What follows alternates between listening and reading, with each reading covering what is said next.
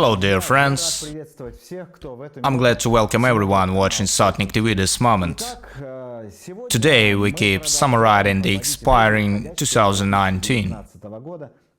My companion is a politician and unfortunately a political emigrant, Konstantin Borovoy, on Skype from Los Angeles, the USA. Hello, Konstantin. Hello, Alexander. Not so long ago, the US Congress voted on Donald Trump impeachment. Is that voting able to somehow influence the US-Russian relationship? Will the story of the impeachment for Trump go on? Will they remove him from the presidency or not? Well, that is some internal US fight between competing political groups. Republicans and Democrats. The Democrats have majority in the House of Representatives. They're able to vote by means of party discipline. They would make their members vote impeachment. Yet the impeachment vote, it is a biographical fact, the fact of Trump's political biography. Not really. The thing is that an impeachment voted is considered held when the papers go to the upper house. Imagine prosecutor's office decide they would pursue someone among themselves. Yet no one got arrested and no cases were taken to court. That would be some inner case, just like the one that we are discussing. The Democrats voted impeachment, yet they won't pass the papers to Senate, knowing that they would be laughed at. No one will support that impeachment. So why would they vote that? Once voted, that needs to be passed upstairs, doesn't it? Well, Alexander, I'm just looking for a point. They have been voting that for a long time now. That must be the third impeachment attempt. First, they suspected a crime of Trump cooperating with the Russian special services.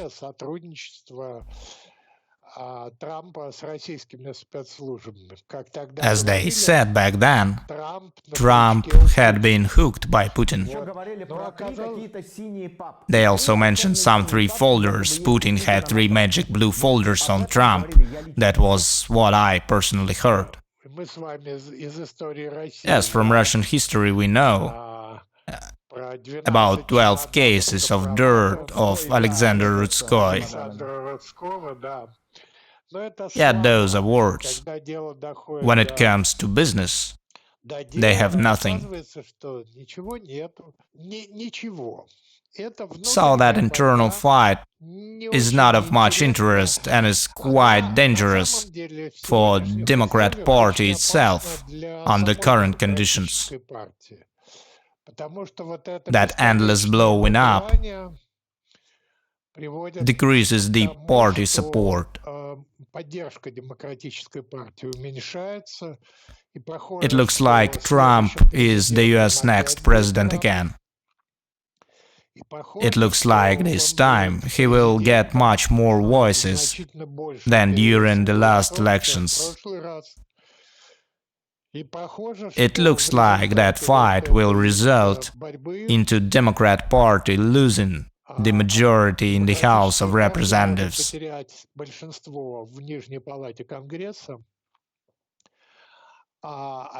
followed by some degrading of the party.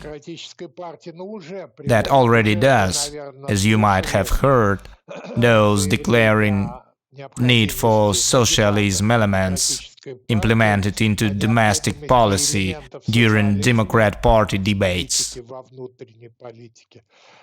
That used to be some outcast idea among those Democrats. Now even Biden speaks that out. Konstantin, do they in the US somehow notice or reflect those Kremlin attacks towards the West?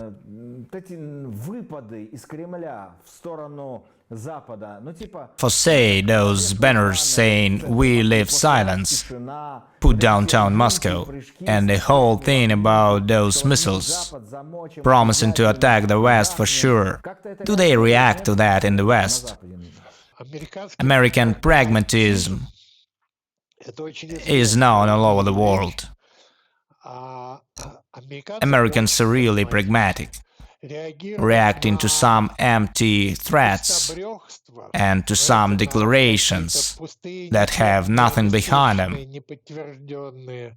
is something no one here will ever do. Entering disputes with Maria Zakharova or Mr. Lavrov on some propaganda, as well as with Maxim Shevchenko, is out of the question. I understand Shevchenko, but Lavrov is the Minister of Foreign Affairs. He's not some Maxim Shevchenko. Americans used to report on some frivolous insults from Moscow.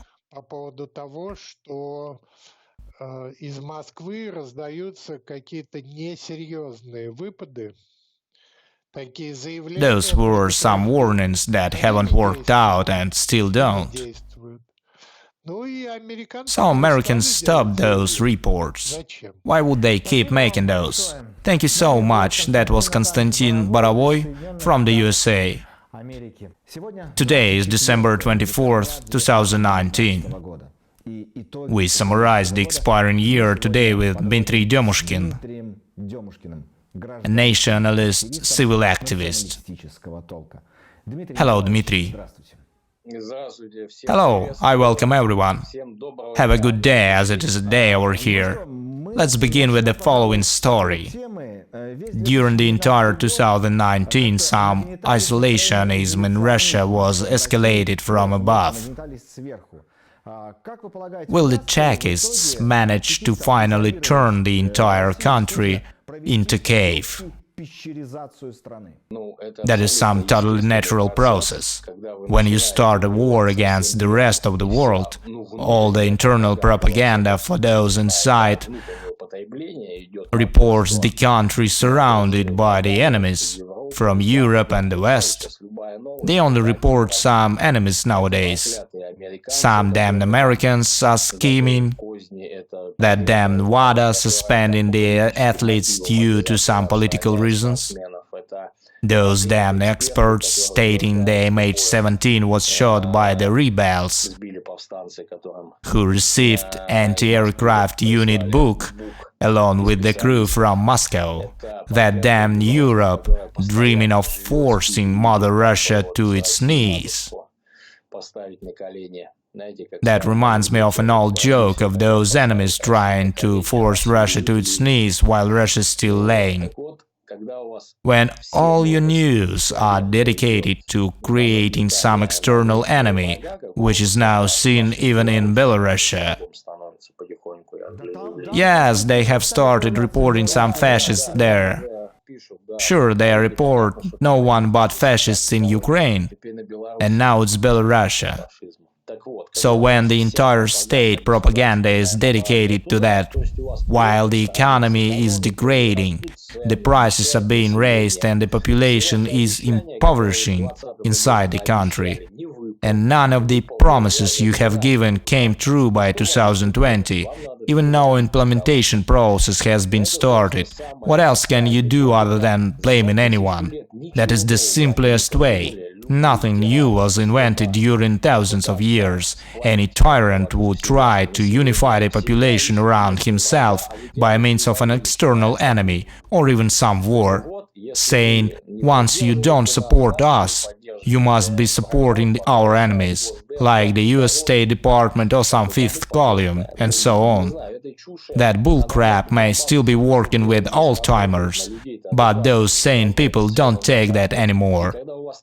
With such policy, you are doomed to slightly move toward total isolationism from the world.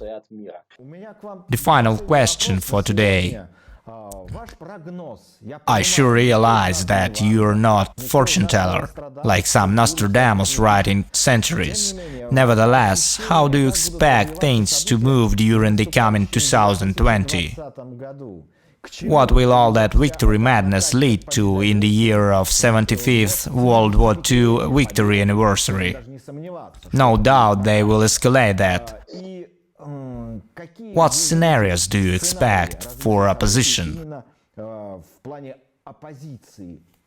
Will any opposition appear, or may anything happen? What is your forecast? First of all, I'm totally sure that 2020 will get much more complicated and worse than 2019. That concerns the whole economy situation and the freedom itself that is gone nowadays. Two options remain here. The first one offers something bad for the opposition, and the second one offers something very bad. I mean repressions and prison terms.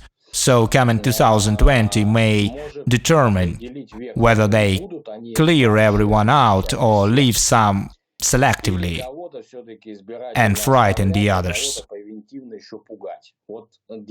During 2019, the opposition was trying to talk back by means of street actions and lively social networks discussions and so on. That was still able to hit authorities and the entire chain of comment created. I guess that during the coming year they will make the final decision of either allowing anyone to speak out their opinion or totally banning that, clearing everyone out, not looking back at Euro Union and the rest. Just like that. Just so that you understand, anyone standing for decent and free elections nowadays is in fact standing for, let's put it this way, using a dangerous term, physical termination. You must understand that losing power equals losing lives to Putin and his crew. In fact, they treat those standing for free elections and government change as people standing for punishment for themselves and their crew. I believe that is the way they view the situation. That's why they react severely to any statements or protests. Considering losing your freedom and maybe even lives, having nowhere to run, nothing could stop you in such situation from taking the lives of others and participating in any gambling that could change their situation. They have already passed the border line when it was possible to step aside, watching from the sideline and transferring the power. But if they still could, that would be a different situation. Yet today they realize they have totally captured not even the politics, but the entire Russian business and property. And any authority that could even come from them will be forced to begin repartition of that. One can't give the power away, leaving all the riches, along with all the facilities and strategic resources such as gas and oil. So any authorities will start that repartition sooner or later. They will need to explain that and start the war against their predecessors. Getting rid of those, they gave the same warranty to Yeltsin and his crew, to Yumashev and Dyachenko, who lost everything as a result. They might not be broke, but don't have any political capital. There was a moment those were cleared out. So they realized that new chain of command they have been building for 20 years, controlling everyone, starting with some village officials and all the way up. No one has been able to open a mouth. So today they literally treat losing the authority as losing their freedom, or maybe even lives. That would mean losing life for Putin for sure. That makes a personal threat for him. And the only option left is to keep holding the most of authority and business, controlling everything by any means. Do you expect any revolution or takeover in 2020? Everything is possible here, and no one can tell you for sure whether that will or will not happen. I mean, people may talk, but the history will run the way it's supposed to. Any event can change the country so that we wake up one morning and see the political situation is totally different. Dmitry, thank you very much for that conversation. I really hope that your 2020 will lighten up. You spent a part of 2019 behind the bars, so I hope that everything will get better and you will solve all the issues and succeed. Thank you. Thank you very much and happy holidays, happy 2020. That was the summary of 2019 by Dmitry Demushkin. We'll keep an eye on the situation, summarizing the year with other experts. Watch Sotnik-TV.